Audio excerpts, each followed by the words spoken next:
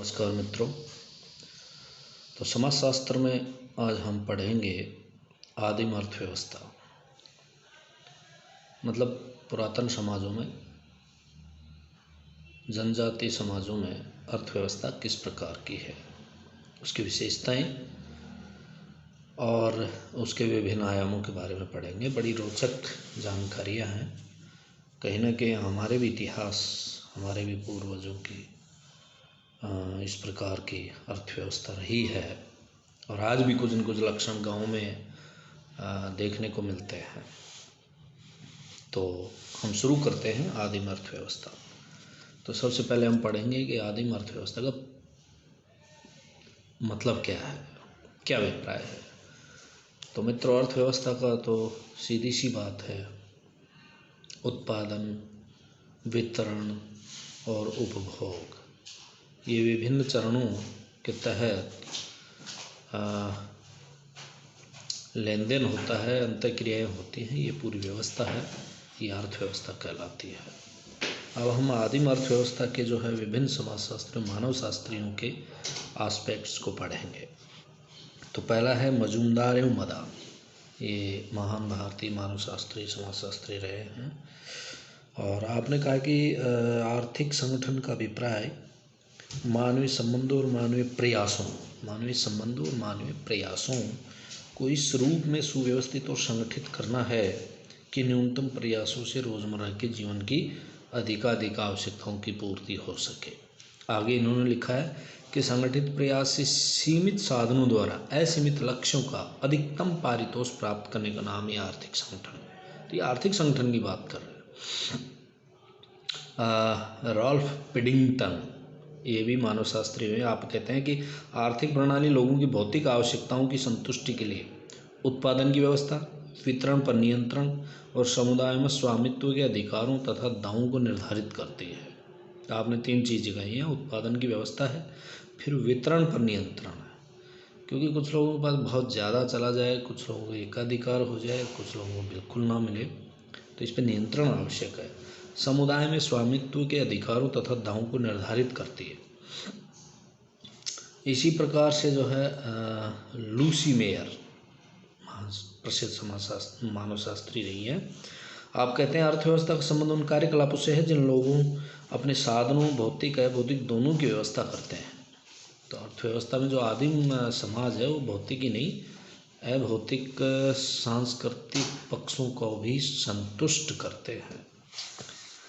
तो ये है, संक्षेप में कहें तो हम कह सकते हैं कि आर्थिकी एक प्रकार से वह व्यवस्था है जो न्यूनतम प्रयासों से अधिकतम लाभ प्राप्त कर सके, पारितोष प्राप्त कर सके। अब हम पढ़ेंगे आदिम अर्थव्यवस्था की विशेषताएं।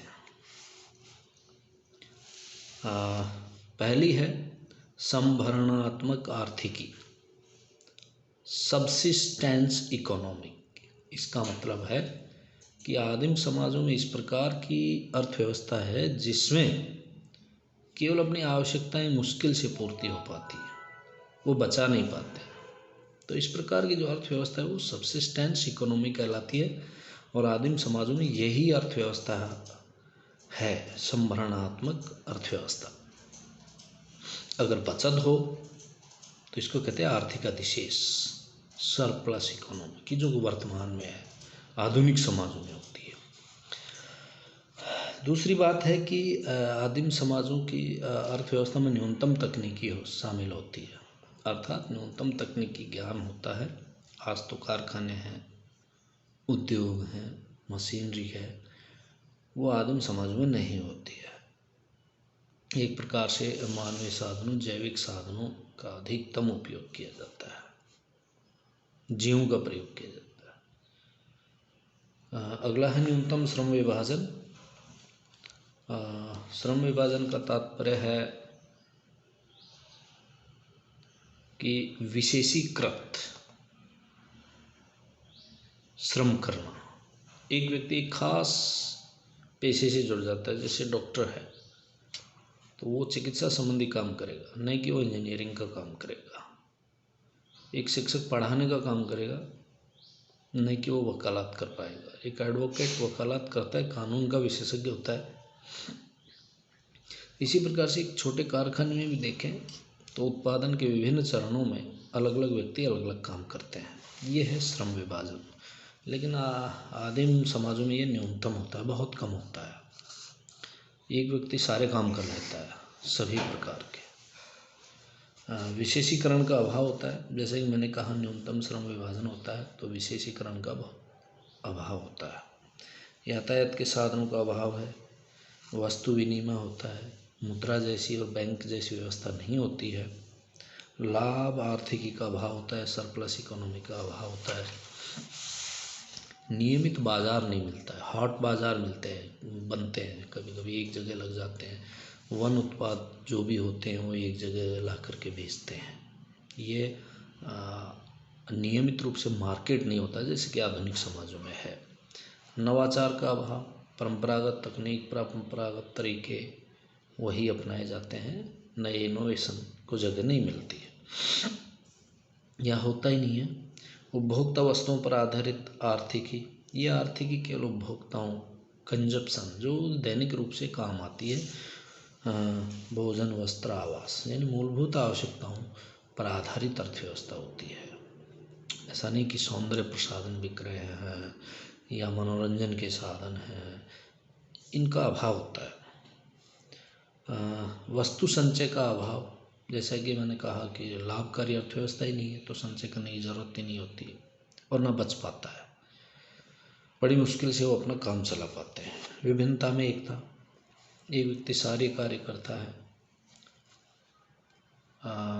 सामाजिक संगठन में भी विभिन्नता हो तो भी उनमें एकता होती है। एक ही बस्ती में सभी प्रकार के लोग रहते हैं और उनमें एक दूसरे पर अंतर्निर्भरता होती है। जैसे कि ग्रामीण अर्थव्यवस्था में देख सकते हो जजमानी अर्थव्यवस्था, ये एक थोड़ा अलग रूप है, लेकिन इस प्रकार से एकता होती है। इनमें ऊंच नीच जैसी कोई बात नहीं होती। व्यक्तिगत और सामूहिक संपत्ति का महत्व।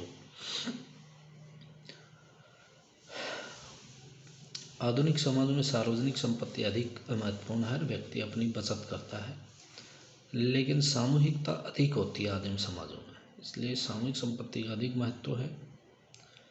उपहार जैसी व्यवस्था होती है लेन देन में। जैसे हम आगे पढ़ेंगे, मैलिनोवस्की ने इसका काफ़ी वर्णन किया है। उपहार का बड़ा महत्व है।